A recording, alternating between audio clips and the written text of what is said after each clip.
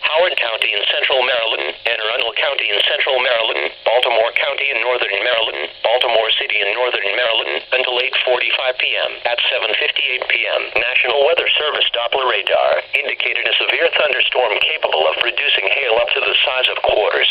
This storm was located near Columbia and moving east at 25 miles per hour. Locations impacted include Elkridge, Fort Meade, Severn, Arbutus, the Baltimore, Washington, Ferndale, Comfrey, Glen Burnie, Southgate, Brooklyn Park. This is a dangerous storm. If you are in its path, prepare immediately for large hail and frequent cloud-to-ground lightning. Move indoors to a sturdy building and stay away from windows.